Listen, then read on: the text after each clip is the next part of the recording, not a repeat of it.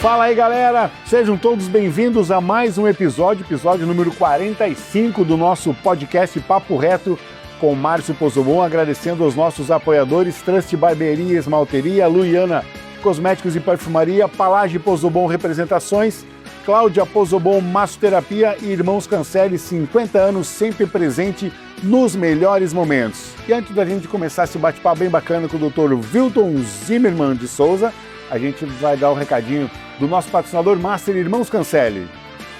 Irmãos Cancelli, distribuidora de bebidas Coca-Cola para Joaçaba e toda a região.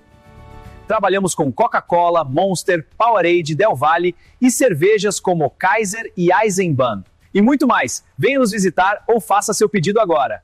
Bom, galera, para o nosso episódio número 45, tem a grata visita do Dr. Wilton Zimmermann de Souza, que vai falar para nós um pouco da sua vida profissional como na área da odontologia e também, daqui a pouco a gente vai tocar no assunto que a gente estava até falando em bastidores aqui, sobre a música, que é uma das grandes paixões do doutor, né? Doutor, seja muito bem-vindo, obrigado por aceitar o nosso convite, né? Obrigado, Márcio, fiquei muito honrado em receber o convite aí, já acompanhava já o podcast, né? Assisti vários episódios e estou muito feliz de estar aqui com vocês. Muito obrigado. Doutor, você é um cara assim que tem a vida assim bem focada em trabalhos, em projetos acadêmicos, em estudo, né? Você possui uma trajetória acadêmica assim extremamente sólida, né? Especialista, mestre, doutor honoris causa, pós-doutorado. O que ainda motiva essa busca constante por conhecimento? Olha, Márcio, isso é interessante, né? Porque, na verdade, eu sou um apaixonado por estudar, né? Por aprender e, na verdade, eu acho que o que mais me motiva é que quanto mais eu estudo, mais eu vejo que eu sei muito pouco. Então, acho que essa é a motivação principal, né? Eu acho que a gente sempre procura fazer o melhor, né? Principalmente na odontologia, que a gente trabalha com pacientes, então a gente sempre procura trazer o melhor para os nossos pacientes. E eu acho que a melhor forma de fazer isso é justamente estar sempre atualizado, né? E com a pesquisa em si, né? Eu sempre vejo a possibilidade de você também trazer melhorias, né? Então, lógico que não sou só eu, sempre é uma equipe, né, que trabalha em prol, mas o que a gente vê é sempre trazer qualidade de vida para os nossos pacientes. Eu acho que esse é o objetivo principal, de estar sempre emendando um curso no outro aí, né? Aqui tu tem a clínica Odonto Vida, né? Odonto Mais Vida, se não me engano, isso aí. né? Já há bom tempo de vida aqui em Joaçaba, né? Nós estamos em Joaçaba há 22 anos. 22 anos. Já me considero um joaçabense. Tomou água do Rio do Peixe e não sai mais, né? E adoro Joaçaba, acho uma cidade fantástica, né? Nasci e me criei em Passo Fundo. Saí de lá para vir para cá em função da minha esposa, que ficou 2 anos trabalhando aqui. Minha esposa, ela é leiloeira oficial do estado, né, a Fabiane, e ela acabou pegando essa região na época e estava muito ruim, porque ela tinha que vir toda semana e voltar, né, sair de Joaçaba e ir a Passo Fundo e vice-versa, né. E aí chegou no momento que a gente disse, você só pode trabalhar lá, né, então eu vou para lá também. E eu acho que foi a decisão mais acertada da nossa vida, assim, a gente construiu uma vida muito legal aqui, temos 2 filhos joaçabenses, né? E adoramos morar aqui. Doutor, essa parte de pesquisa, quais são as pesquisas que tu tá trabalhando hoje? Na verdade, assim, a gente toca várias pesquisas ao mesmo tempo, mas assim, o foco principal dos nossos estudos, eu comecei lá no meu mestrado, né? Então há mais de 10 anos a gente vem pesquisando a mesma linha, que é mucointegração. Basicamente, o que é mucointegração? Quando a gente começou a pesquisar nessa linha, ia de encontro a toda a literatura, ou seja, o que a gente pensava na época era totalmente o oposto do que a literatura pregava, né? O que seria mucointegração? Basicamente, nós temos o implante dentário, que ele está lá no osso. O que liga o implante ao dente, à prótese, né, é um componente protético. Então, basicamente, para o paciente, o que interessa? O dente instalado, né? Mas tem toda uma reparação que acontece ao redor desse dente, né? E esse componente protético, na época, ele era liso, usinado, né? Maquinado, como a literatura nos diz. Ou seja, não se tratava esse componente, né? E nós começamos a analisar e pensar que talvez tratando se pareceria mais com o cemento, que é a parte da raiz do dente, né? Porque não é totalmente lisa. Então, talvez, né, quando a gente começou a pensar nisso, a gente imaginou que aquele tecido mucoso, né, a mucosa ao redor do dente, desse componente, talvez se comportasse melhor. Porque o que acontece? Até hoje, a maior parte dos componentes que são usados no mundo são lisos, né, usinados. E hoje, com as nossas pesquisas e outras pesquisas ao redor do mundo, a gente conseguiu comprovar que se você tratar esse componente, você vai diminuir a inflamação, você vai ter uma melhor adesão desse tecido ao redor desse componente e naturalmente ter menos possibilidade de infecções, né, periimplantares, que é desses tecidos ao redor do implante. Então, basicamente, é isso, mucointegração é isso, é a reparação dos tecidos ao redor do implante, criando uma grande barreira biológica, né, mecânica e também biológica contra a entrada de infecções periimplantares, que é o grande calcanhar de Aquiles da implantodontia mundial. Ou seja, as periimplantites, as mucosites, é o que mais causa perda de implante atualmente. E no dente natural, né, pelo fato do cemento ser um pouco mais rugoso, nós temos um comportamento muito melhor. Ou seja, quando nós temos uma doença no implante, periimplantar, em relação ao dente, ela é muito mais grave no implante e muito mais difícil de tratar do que no dente.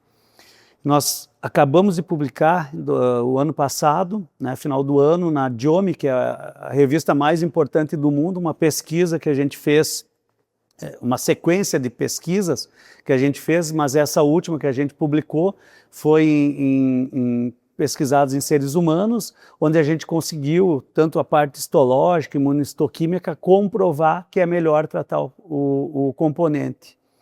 E com isso, a Nobel, que é a empresa mais importante hoje do mundo da implantodontia, foi a primeira a pensar em mucointegração.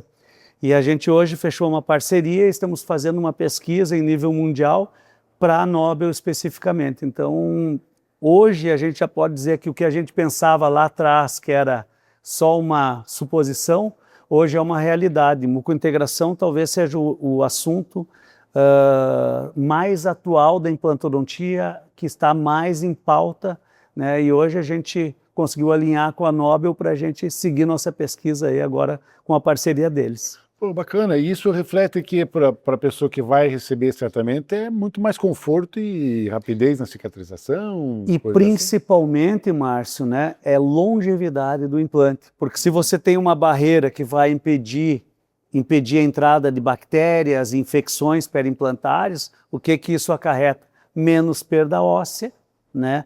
Os tecidos mais estáveis ao redor do implante, então você vai ter uma melhor estética, menos inflamação e, logicamente, maior longevidade desse implante. E hoje, com a implantodontia, passa mais pela biologia ou pela tecnologia digital?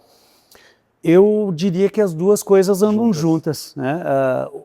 Hoje, basicamente, a biologia como um todo sempre foi muito importante para a área, falar da minha área, que é a implantodontia, né? Mas todas as áreas da odontologia, a biologia ela é muito importante. Você entendendo melhor a biologia, né, você vai deixar de, por exemplo, ser um macaco treinado, que vai colocar, qualquer um coloca um implante, né? Agora, você entender o comportamento dos tecidos ao redor desse implante, eu acho que é isso que faz a diferença.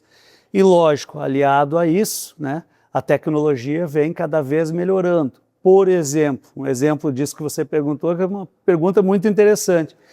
Os 3 pilares hoje que nós temos para você ter longevidade e sucesso do implante, né? Posicionamento do implante, ele tem que estar bem posicionado, né? Você tem que fazer reconstrução tecidual quando necessário, ou seja, você vai, quando necessário enxerto ósseo, você vai fazer um enxerto ósseo, né? Quando necessário enxerto conjuntivo, você vai reconstruir, e principalmente o manejo protético. Hoje, por exemplo, nós temos as cirurgias guiadas, né? Ou seja, você faz um escaneamento da boca do paciente, você une com a tomografia, e aí você pode fazer um planejamento digital, mandar para um laboratório digital, e ele vai te mandar um guia que você vai simplesmente fixar na boca do paciente durante a cirurgia, e você não vai ter como errar o posicionamento, que é uma das coisas mais importantes. Né? Então, basicamente, você precisa conhecer dos dois. Os dois, né? Tanto a biologia e a tecnologia vem para melhorar, né? E dar mais longevidade para toda essa parte biológica. E hoje essa situação do implante, muitas vezes o médico tentava salvar bem antigamente, salvar o dente o máximo que precisava, né? Hoje o implante está sendo muito mais preciso do que um complemento no dente que muitas vezes não queriam tirar, né? O que acontece? A gente ainda, eu sempre digo assim, o melhor implante que tem no mundo ainda é o próprio dente, né? Ou seja, nada vai substituir o dente, né, que Deus fez de uma forma tão perfeita, mas eventualmente a gente tem uma fratura, uma perda por falta de cuidado, né? Enfim, várias situações, um acidente, uma patologia, várias situações que podem levar à perda dos dentes. Mas, basicamente, em alguns momentos, por exemplo, no caso de doenças periodontais, né, que a gente ia perdendo osso, ia raspando, ia tentando conservar, hoje a gente sabe que em determinado momento é melhor você fazer uma extração e optar por um implante, porque senão a sequela que você vai ter é muito maior. Agora, o que a gente tem visto muito, né, em função muito, às vezes, de um comércio que se torna, né, a área de saúde, a gente vê profissionais sacrificando dentes bons para colocar implante. Isso não é legal, né, porque o melhor implante é o dente. O dente ainda tem o ligamento periodontal, que vai te dar uma melhor percepção, ou seja, uma sensação de maior naturalidade, né? Vai preservar estruturas que são importantes, tanto ósseas quanto gengivais, né? Então, assim, nada substitui o dente, mas em determinado momento, um bom profissional sabe indicar quando aquele dente não tem mais o que fazer, e aí, a partir dali, ele pode ter sequelas importantes para o paciente, tanto funcionais quanto estéticas, e, logicamente, quando tem uma sequela estética importante, funcional, às vezes até uma sequela psicológica. Então é importante, né, o profissional fazer o diagnóstico correto, né, e atuar no momento certo. E o que influencia hoje, que é o principal vilão da parte do dente hoje, dele quebrar, de ter que fazer um implante? O que mais está causando problemas hoje? Eu diria assim que as doenças periodontais, né, que aí normalmente o que acontece? Paciente que demora muito para ir no dentista, não faz as manutenções, as limpezas, as profilaxias adequadas, né? Então acabam tendo problemas periodontais, e aí sim, com o tempo vão perdendo o osso, perdendo inserção e acabam perdendo o dente. Acidentes, né? Fraturas de dentes, né? Então, às vezes, por exemplo, aqui na nossa região a gente gosta muito de torresmo, essas coisas mais duras, né? Eventualmente um dente que já passou por um tratamento de canal, já é mais fragilizado, né? A estrutura às vezes morde, fratura, e você acaba perdendo o dente, e aí às vezes não tem o que fazer, tem que ir para um implante mesmo. Para poder continuar comendo torresmo. Poder continuar, que ninguém para, né? Ninguém para. Doutor, até um assunto bem interessante que a gente estava batendo um papo antes aqui, que é, você começou a tua vida com música com 5 anos de idade. Aí depois se profissionalizou, e esse trabalho profissional foi o que custeou teus estudos até... Eu sempre falo que a música, eu devo tudo à música, na verdade, né? Minha vida toda eu devo à música, porque eu comecei meu pai com 5 para 6 anos me deu um violãozinho, comecei a tocar um violão, mas não gostei muito, e aí, em uma festa que a gente foi, um gaiteiro, né, um acordeonista estava tocando, chamado Rômulo Guelzer, lá de Passo Fundo, já faleceu. E eu vi ele tocando e me encantei. Isso eu já tinha 6 anos de idade. Eu falei para o pai, olha, se o senhor se o senhor me der esse instrumento aí, eu nem sabia direito o que era. Se o senhor me der um desses aí, eu aprendo a tocar. E o pai era apaixonado por acordeon, né? Até tem uma história engraçada que o meu pai uma vez pediu para o meu avô, né? Isso depois ele nos contou, pediu para o meu avô, olha, eu vou vender uma vaquinha, morava no interior, vou vender uma vaquinha e vou comprar uma gaita, pai. Aí o vô, né, gauchão lá do interior, falou para ele, depois vai tirar leite da gaita? De jeito nenhum. E aí não deixou. Então, quando eu falei aquilo para ele eu acho que foi uma realização de um sonho, né? E realmente, uma semana depois, ele apareceu com o acordeon, foi atrás de um professor, que era o seu Aparício Aquino, foi professor dos Bertucci. E aí, a partir daí, na primeira aula, eu já toquei uma música e nunca mais parei. Então, para ser bem sincero, eu não me lembro antes do acordeon. Desde que eu me lembro praticamente das coisas, eu já tocava acordeon. 14 para 15 anos, eu me profissionalizei, tocava no bar do Oswaldir e Carlos Magrão. Eles estavam começando a carreira e tinha um bar lá em Passo Fundo chamado Recanto Nativo. E eu estava tocando lá com um colega, o Ivânio, e aí o João Cadela estava iniciando também a carreira, me viu tocando lá e aí me convidou para tocar. Aí na época eu até... Você vai ter que falar com meu pai, né? De menor. E aí até fiquei pensando, com esse nome, João Cadela, imagina que o pai vai pensar, né? Mas ele... Não ajuda, né? Mas tinha um trabalho de humor e estava estourando na época, estava dando muito certo e aí foi lá, convenceu o pai, e a gente também vinha numa família humilde e era uma possibilidade também de ganhar um dinheirinho bom na época, né? E aí comecei a tocar e a minha vida inteira acabei tocando e basicamente foi a minha salvação, porque depois a música acabou custeando, né, os meus estudos na odontologia. Aí o João Cadela e o Grupo Canil foi o primeiro profissional que você começou a fazer turnê, viajar? Foi o primeiro trabalho, né? Logicamente, antes eu comecei a tocar nos grupos de dança, nos CTGs. Eu já ganhava um dinheirinho e tal, mas eu não considero um trabalho profissional, né?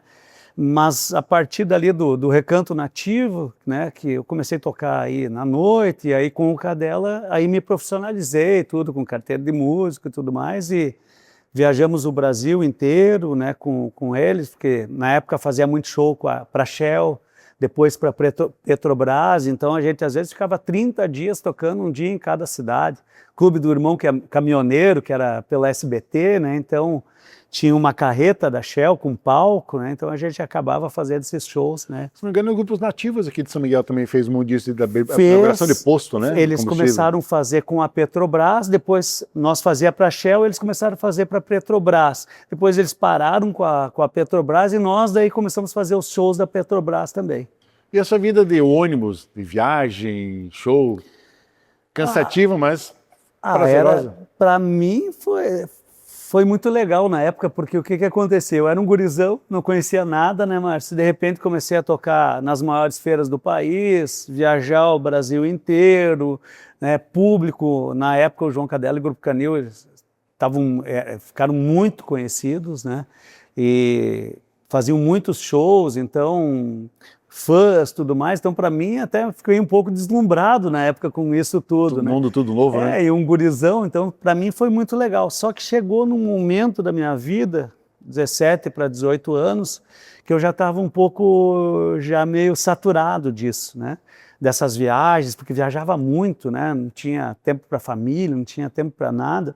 Como é que conciliava os estudos nesse intervalo aí? Era bem complicado, né? Tanto que eu demorei para me formar 11 anos, né? Por quê? Porque às vezes eu fazia um semestre, trancava a faculdade, juntava um dinheiro, voltava no outro.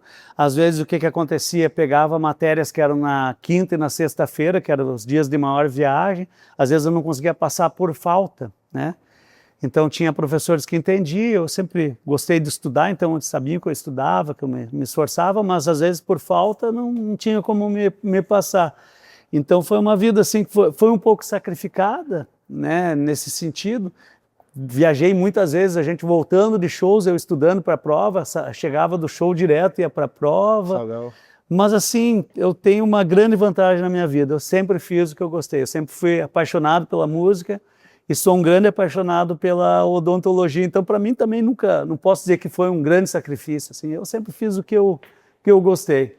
Aí você também passou depois na parte musical assim a integrar um grupo de rock com acordeão. Com Que era a Bilu Bidu. Que aí vem, conheci tocando aqui em que vem Erval ao Grande. encontro do que você falou. Por que eu montei a Bilu Bidu na época? Porque eu já não conseguia mais conciliar os estudos com o João Cadela, porque era muito show.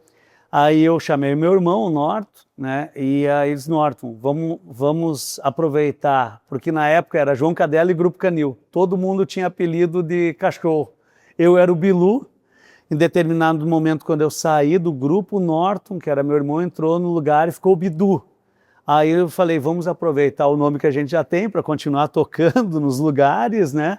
Com mais facilidade, e vamos colocar a banda Bilu Bidu. Por isso que era Bilu Bidu. Olha, agora E aí a entendi o gente significado. começou a marcar conforme eu podia, né, os shows, porque aí a gente, logicamente, mandava na agenda, e aí começamos a conciliar. Eu me formei em odontologia, o Norton se formou em Direito, e depois acabou fazendo letras, e hoje é professor.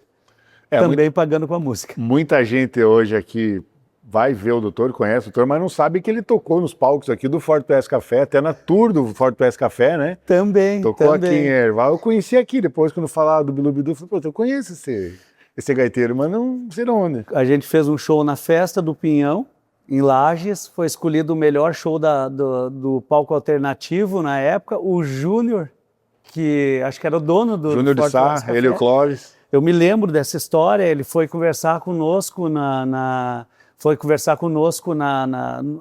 no camarim lá da Festa do Pinhão, com o nosso produtor. Ele fechou uma série de shows na região para o Forte Oeste Café, e eu nem imaginava que um dia eu ia morar aqui em Joaçaba. E hoje você continua, que nem você citou anteriormente, fazendo o que gosta, né? Continua com a área da odontologia e continua tocando. Continuo tocando. Logicamente que hoje a música, para mim, eu diria que é um grande hobby que, pelo respeito que eu tenho com a música, a gente leva como um trabalho profissional, né? Mas, logicamente, sem fazer shows. Então, hoje nós temos a dupla Vilton e Norton, né? Então a gente praticamente não faz shows, alguns shows que a gente faz bem específicos, né?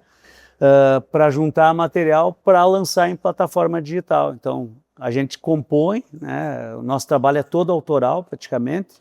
Então a gente compõe, lança nas plataformas, né? Para justamente não perder essa identidade, né? Essa proximidade com a música. E essa situação também, você é músico, mas tu é compositor também, os dois são você e seu irmão? Os dois somos compositores, né? A gente tem, o ano passado a gente ganhou o Prêmio Profissionais da Música, que é o prêmio mais importante da música brasileira. Para nós foi uma grande surpresa. Ano retrasado nós fomos indicados em 5 categorias do prêmio, que foi uma grande surpresa, né? E ano passado a gente foi indicado de novo e ganhamos melhor clipe. E foi muito bacana assim para a gente, porque não esperava, né? 2019 nós fomos indicados também para o Prêmio Açorianos, né, com o disco Raízes Urbanas 2, que é o maior prêmio da música do Sul, que também foi uma grande surpresa na época. Então, além de tudo, nos trouxe grandes realizações esse trabalho, né? E essa parceria com o teu irmão, que estilo de música que vocês trabalham? Na verdade, é difícil definir o estilo de música. Na verdade, a gente pegou a música regional, gaúcha, e a gente traz para a música regional, a gente traz elementos do rock, né, que a gente tem uma veia muito forte no rock, do jazz, da MPB. Então a gente faz uma grande mistura, uma grande salada musical, que é o resultado do trabalho do Vilton e Norton. E aqui em Joaçaba você está com uma banda também, um projeto novo com a gurizada, né? O Paulinho, com o João, que já esteve aqui com a gente também. Isso, começamos aí de brincadeira, né? E nos reunimos a convite do Paulinho, né, que é um apaixonado por música, para a gente fazer um show na UNOESC. E acabou que teve uma química muito grande dos músicos, né? Um trabalho que a gente faz rock clássico com acordeon. E a gente vem aí fazendo shows, né, com as versões, né, Rock Hits, que é o nome da banda. E um trabalho muito bacana, que a gente curte muito fazer, todos amigos, né? e grandes músicos, então eu tenho o prazer de estar aí fazendo um som com eles aí, curtindo muito essa fase aí com eles. Uma banda que eu assisti um show aqui em Joaçaba e acompanho eles, tá em rede social e vejo muito clipe no YouTube, a banda que gravou o Rock de Galpão, que é a banda Estado Maior e o Neto Fagundes, né? Exatamente. Cara, um sistema musical muito forte e o acordeão cai ali muito luva, bem, né? É um trabalho muito bonito. O Neto acho que agora não está, na verdade mais, é Estado das Coisas, né? Acho que é o vocalista deles, que eu até, para ser bem sincero, eu acho que até fica mais legal porque tira um pouco do nativismo e traz aquela uma parte do rock versão mais né? pop, né? Com versões de músicas gaúchas. Eu acho um trabalho fantástico, gosto demais, né? E na verdade a gente já fazia isso muito tempo antes com a Bilu-Bidu, né? Só que em vez de fazer versões da música gaúcha, nós trazíamos composições próprias. Próprias para o lado mais pop rock. Misturando assim, né? a raiz da música gaúcha com o rock. Eu, apaixonado por música assim também, a música gaúcha ela passou por fases assim, onde revelou muita coisa, né? Tanto no nativismo, como no lado mais bandas de rock, assim, e revelou muito artista muito top, né? Sim, a música gaúcha é muito rica, né? Eu digo música gaúcha como um todo, geral, porque às vezes a gente fala música gaúcha, parece que só existe a música nativista, né? A música de baile, né? Não, nós temos a MPG lá, né? Bebeto Alves, Ney Lisboa, entre outros grandes artistas, né? Tem o rock gaúcho, que ele é muito forte, né? Até né, Engenheiros do Havaí, por exemplo, Nenhum de Nós, TNT, Cascavelete, são grandes bandas, né? E hoje a gente até tem a honra, né, de ter aqui, morando em Joaçaba, né, o Carlos, então acho que isso é... Baterista fundador da banda, sim, né? Então, olha que legal isso, né? Ter um nome da importância dele aqui em Joaçaba, né? Fazendo som. Esses dias a gente teve aí com a Versões Rock Hits, fizemos com eles, né, um show, foi muito bacana, eles também com a filha do Carlos tocando acordeon, né? Eu achei muito legal o trabalho, adorei, e foi muito legal também, porque eu tive a oportunidade de conhecer eles, e muito bacana, mas a música gaúcha ela é muito rica, né? No próprio, o próprio nativismo, né? Eu participo até hoje de festivais, né? E é impressionante a riqueza e a quantidade de músicos novos, né, que vem engolindo tudo, porque hoje, eu sempre digo, a gurizada de hoje, eles têm muito mais informações em termos musicais do que nós tínhamos antigamente, né? Antigamente, para a gente conseguir um livro para estudar acordeon era um sacrifício. Hoje você vai na internet e você... acha tudo mais fácil, né? Baixa, gratuito, compra muito barato. Na época era tudo mais difícil. Então, acho que tende cada vez mais, né, a crescer o movimento da música gaúcha como um todo. E assim como a música catarinense, né? Eu vejo muita coisa boa rolando. Joaçaba mesmo, é um celeiro de grandes músicos, né? Eu vejo grandes músicos aqui, foi uma das coisas que mais me chamou a atenção quando eu cheguei em Joaçaba. Porque um dos meus medos quando eu cheguei em Joaçaba, eu vinha de Passo Fundo, era uma cidade maior, né? Uma cidade tão grande, mas é uma cidade maior. E Passo Fundo sempre foi... um celeiro de cultura e de grandes músicos, né? Yamandu saiu de lá, Zaldir Carlos Magrão, o próprio Teixeirinha, né? João Cadela, aí mais uma área mais de humor, e outros tantos grandes músicos de Passo Fundo. Então, eu vejo isso, quando eu vim para cá, eu vi que aqui também a parte cultural era muito forte, já me entrosei com grandes músicos aqui, já de cara. Então isso supriu todo um medo que eu tinha quando eu vim para cá, né? Foi muito legal. Até num dos episódios que a gente gravou aqui com o Pedro e com a Nanda ali no Bola, uma das coisas que eles elogiam muito, a facilidade de você arrumar atração para tocar no Bola nesse perfil mais pop rock, principalmente, sim, né? Com gente daqui. Tem grandes bandas, né? Agora mesmo tem um menino que eu gosto muito do trabalho, que é André, o nome dele, que ele acabou de gravar com o Ney Mato Grosso. Nossa, trabalho lindo, né? E tantas bandas de rock que a gente tem aqui, bandas muito boas, né? Eu admiro muito um cara que trabalha aqui, toca aqui em Joaçaba, até num dos FAO da UNOESC que eu apresentei, os dois que teve. Acho que de 30 bandas ele tocou em 15, Marco Facim. Cara, instrumento de corda, ele é um monstro, muito né? bom, né? Ele toca demais. Eu toquei no FAO, ganhamos segundo lugar, eu acho, na época, e terceiro. Eu me lembro que eu toquei em 2 bandas também, né? Na época com o Pete, com o Gian na batera, sim. né? Então foi muito legal, muito Essa bacana. galera, como o Pete, o Jean, muita gente surgiu quando nós tínhamos o Ponto de Vista. Você chegou a Sim. tocar lá ou conheceu? Não cheguei a tocar. Nas quinta-feiras tinha oficina de música. Sabe tocar, pega, sobe no palco e O canta. próprio Chimaru. O próprio né? Chimaru Grande começou lá também. Shimo Comin também tinha uma banda que tocava lá, a Zanza. Tinha uma galera assim que você reunia. O Cominho, o Luciano? O Luciano O Comin Luciano, olha só. mãe. Então reunia uma galera. Muita gente surgiu lá também nessas oficinas assim, né?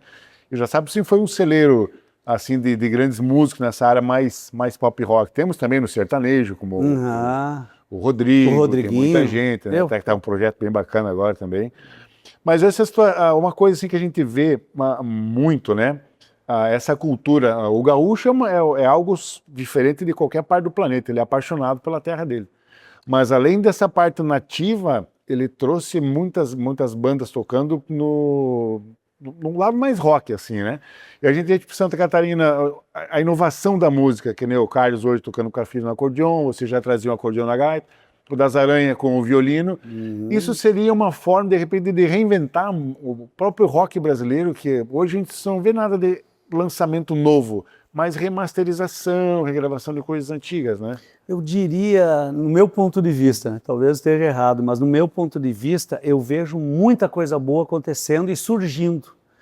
O grande problema hoje é que a grande mídia, né, ela toca ritmos específicos. Hoje, vamos dizer, o sertanejo universitário e o funk, né, o que mais rola. Então acaba meio que não deixa esse cenário novo aparecer. Mas assim, eu vejo muito quando eu vou gravar em estúdios, né, o próprio Prêmio Profissionais da Música, que a gente foi lá para Brasília, né, a gente vê muita gente nova surgindo, né, lançando grandes trabalhos, por exemplo, nas plataformas digitais, Spotify, né, entre outras, só que às vezes não chega ao grande público, né? Mas no meu ponto de vista não é que está faltando surgir coisas, na verdade está faltando espaço para divulgação desses novos trabalhos. E hoje essa questão da nossa região, hoje tem muitas rádios que são rádios via satélite. Hoje o paulistano ouve rádio em média 2 horas por dia, por isso que a rádio tal repete muita música, cada 2 horas é base no público maior deles, né? Então quando se tinha rádios com espaço mais locais, ainda você até tinha essa opção de você dar espaço para talentos daqui e tal. Hoje esse negócio ficou meio enlatado, né? Exatamente. Não tem esse espaço, porque as grandes mídias, para você chegar a tocar numa grande mídia dessa, custa caríssimo. Tem o famoso jabá, né? Não basta ter o talento. Por exemplo, na época, eu passei toda essa transição, nós estávamos até conversando sobre isso, né? Eu cheguei a gravar vinil, fita cassete, né? A TG não é nem saber o que é. Pesquisa no Google lá que você vai saber. É o que nós estávamos falando também, que eu acabei, esse último disco do Vilton e Norte, a gente não lançou em CD, que a gente sempre lançava, porque o pessoal não tem mais onde nem tocar CD, né? Mas, por exemplo, com o João Cadella, eu me lembro que a gente ia fazer os shows nas cidades, sempre tinha 2, 3 rádios agendadas para nós fazer as entrevistas. Né? Levava o vinil que a gravadora disponibilizava para levar para as rádios, então você entregava teu vinil, tua fita cassete nas rádios e elas tocavam, né? Então por isso que você tinha um sucesso, por exemplo, João Cadella, né? João Cadella na época vendia, que a gente sabia, né, da gravadora, teve disco que vendeu 20, 30 mil cópias, né, que era um absurdo para a época, né? Hoje com 10 mil cópias você tem disco de ouro. Sim. Na época era 100 mil para você ter. Só que isso divulgava muito o teu trabalho, porque tocava em rádios e todo mundo escutava rádio na época. Então você ficava muito conhecido, era muito legal isso, né? Coisa que hoje é muito mais difícil, né? Eu ainda cultivo, por ter trabalhado muito tempo com rádio, eu cultivo esse hábito de ouvir rádio. Eu gosto também. Em viagens, né? Até para você ouvir coisa diferente, né? Mas eu em casa, o que eu gosto é o YouTube. Eu tô vendo um clipe da música, coloco o fone de ouvido, daí você vai clicando no que tu gosta, vai puxando o bagulho, vai puxando tudo que tu gosta. Não sou muito ligado no Spotify, não curto. Eu gosto mais do Por causa do vídeo, né? Por causa do vídeo. Eu gosto também, mas eu gosto muito de plataformas digitais de música, Spotify, Deezer, né? Uso até mais a Spotify. Mas por quê? Porque ali eu começo a pesquisar e busco muita coisa diferente. Eu não gosto de escutar normalmente o que está tocando, eu gosto de escutar coisas diferentes. E uma coisa que eu acho muito legal, por exemplo, Wilton e Norton, se você procurar lá na página do Wilton e Norton, tem a Rádio Wilton e Norton. Então, o que eles fazem, né? Isso provavelmente é um robô, mas o que ele faz? Ele identifica sons que são parecidos com o Wilton e Norton e coloca na rádio. Então, eu gosto muito de escutar. Eu pego lá, por exemplo, Zé Ramalho, que eu adoro. Então, eu pego a rádio do Zé Ramalho porque ele vai tocar todas as músicas afins ali, que são parecidas. Então, eu acabo conhecendo muito artista novo dessa forma. Eu acho muito legal. YouTube também, né? Muito legal também, porque você digita o que você quer escutar e aparece muita coisa, muita novidade. Né? E é uma coisa assim, que muitas vezes a gente está ouvindo, até tem uma vendedora nossa aqui até agradecer a Carbone por ceder o espaço, né, mais uma vez, para a gente estar trazendo informações para vocês. Aqui está o telefone para você agendar seu test drive, conhecer a linha dos eletrificados, a nova Toro com um novo motor, a Titano nova com um novo motor. Então agende seu horário e venha nos fazer uma visita. Tem uma vendedora nossa, André, que ela mais ou menos a gente tem a mesma faixa idade, às vezes toca na rádio com uma música, ela me olha, viu, lembra dessa? Lembro, daí começa a puxar uma coisa... Dá um saudosismo, né? A gente viveu numa fase assim, eu digo que na parte da música fomos privilegiados, né? Verdade. Eu nasci nos anos 70, em 76, então nessa já anos 80, 90 ali, cara, deu para aproveitar muita coisa boa da música. Muita coisa boa, né? Com certeza, né? E é como eu disse, tem muita coisa boa surgindo, só que às vezes chega pouco às pessoas, né? Eu gosto muito de escutar quando eu estou, por exemplo, viajando e tal, até vinha conversando sobre isso com a minha esposa, né? Mas eu gosto muito de rádio universitária, né? Wilton e Norton, por exemplo, toca muitas rádios universitárias aqui, toca na UESC, toca na UPF, toca em outras, porque eles ainda dão espaço para esses artistas independentes. E outra coisa boa que eu vejo, que talvez se teve alguma coisa boa da pandemia, né, foi justamente isso, que abriu vários canais, como por exemplo o podcast, né, que a gente hoje como artista tem possibilidade de divulgar o trabalho. Instagram, hoje a gente dá entrevista para o Brasil inteiro, na verdade até para o mundo inteiro. Ano passado a gente deu entrevista para a Inglaterra, para a Suíça, né, que são basicamente quase que canais de TV que eles têm Instagram, descobrem os artistas, vão lá, acham interessante, entram em contato, entrevistam e você acaba divulgando o teu trabalho para muita gente, né, de uma forma gratuita, né, e que às vezes possibilita, por exemplo, no nosso caso, chegar a ganhar um prêmio importante da música brasileira, como o Prêmio Profissionais da Música, ser indicado para o Prêmio Açorianos, que talvez uns anos atrás a gente não tivesse a menor possibilidade disso.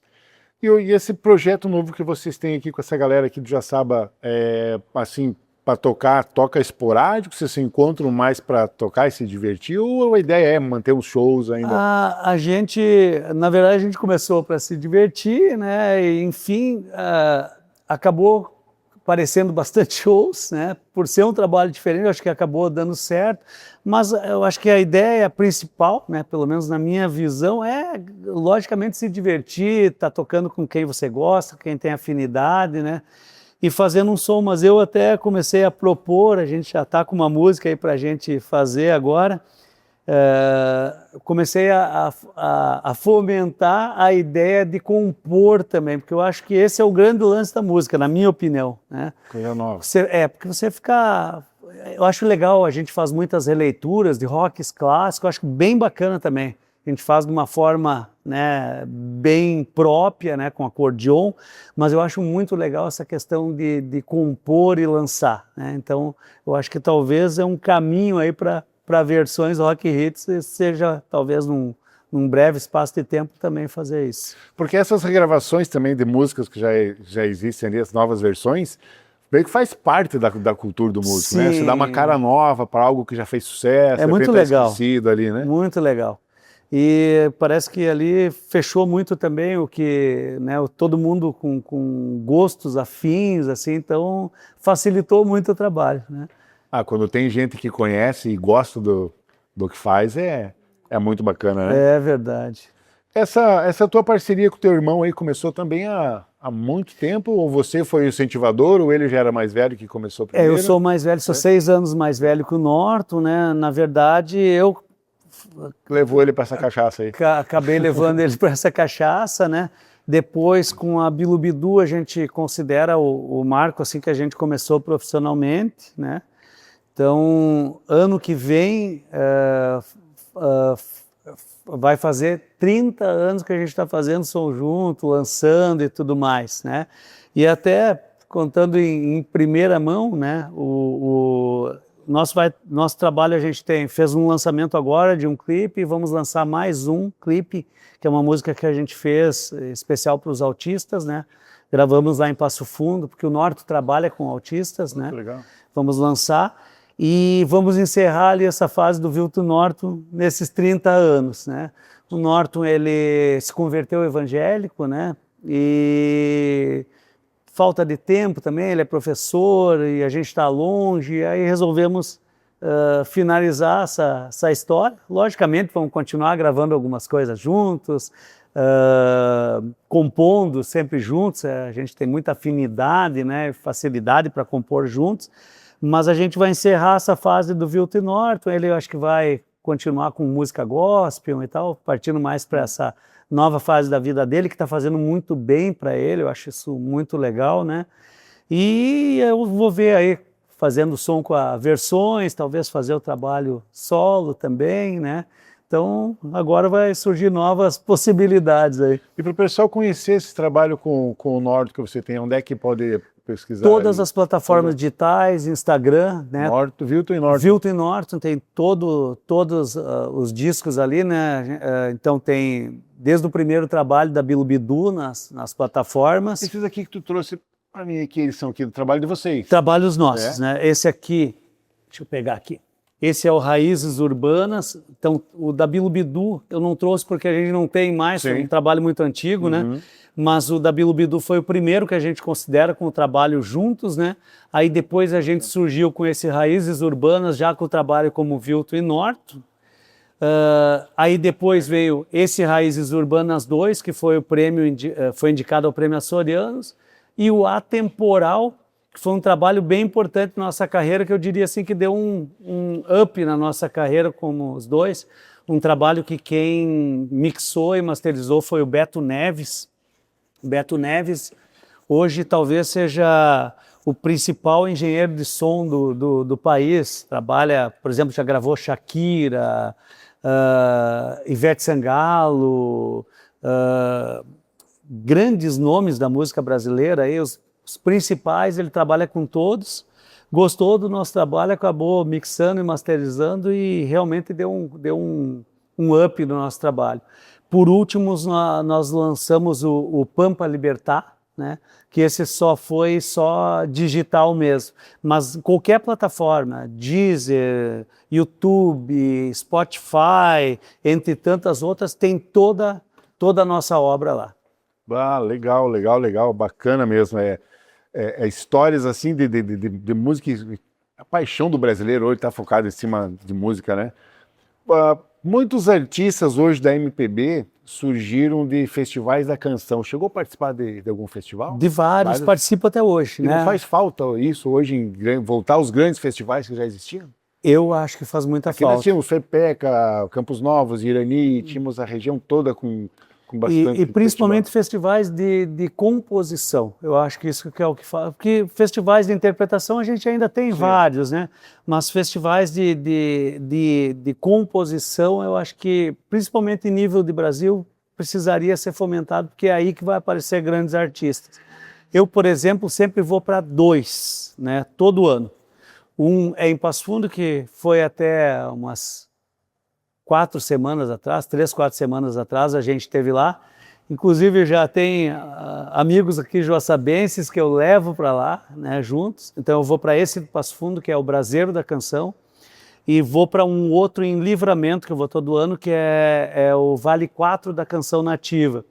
Como que funciona esses festivais? Você vai para lá, eles dão o tema na sexta-feira à noite, quem compor até o sábado à noite participa do festival. Então é um grande desafio, Rápido. né?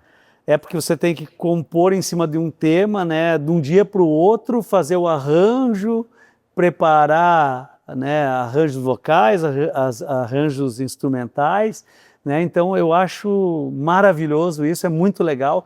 E são os famosos festivais de barranca do Rio Grande do Sul, que tem, olha, são muitos. Sou convidado toda hora para festivais como esse, mas pela falta de tempo que a gente tem, então eu elegi esses dois, porque eu reencontro grandes amigos músicos de muitos anos, grandes artistas do Rio Grande do Sul, então esse sempre eu vou. Bom, doutor, obrigado pela sua participação, né? A gente vai ter mais oportunidades para trazer, quem sabe, um dia num passeio do norte por Joaçaba, os dois juntos, fazendo um bate-papo. Seria bacana. Ou um dia de ensaio da banda, a gente reunir toda a galera aí para a gente fazer um bate-papo ali bem bacana. Um pouquinho da história do Dr. Vilton, né, cara, que é um apaixonado por música e também pela sua profissão na área da ortodontia.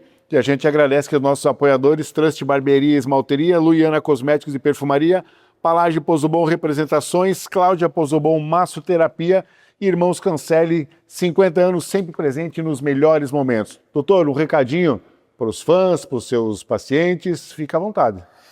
Primeiro agradecer, né, o convite, Marcos, foi muito bacana, o bate-papo passou tão rápido aqui, né? Tanta história, né, e eu acho que isso é muito bacana, né, aos pacientes aí só agradecer a confiança, né, a gente está na Odonto Vida ali, né, quem precisar dos nossos trabalhos, nós temos uma equipe grande, são 8 dentistas, né, mais colaboradores, é uma clínica que foi vencedora 4 vezes do Prêmio Excelência Santa Catarina, né, então a gente investe em gestão, investe em uma odontologia humanizada, sempre procurando aí trazer qualidade de vida para os nossos pacientes. E na música, quem quiser curtir aí, né, o trabalho da gente, qualquer plataforma digital ali, se colocar Vilton e Norton, né, vai ter toda a nossa obra ali à disposição. E durante um procedimento de implante, o pé fica batendo que nem música, não? Não tem jeito, né, Márcio? Né? Sempre tá rolando um sonzinho, acho que acalma o paciente, pra gente é bom também, né? A música faz parte, né? Faz parte da vida, não tem jeito. Bom, gente, seguiu a gente aqui, deixa a sua curtida, é importante para levar o nosso trabalho mais adiante também. Compartilhe o nosso material e a gente se fala na próxima quarta-feira. A gente encerra com o recadinho do nosso colaborador, Irmãos Cancelli. Um abraço e até a próxima quarta. Grande abraço.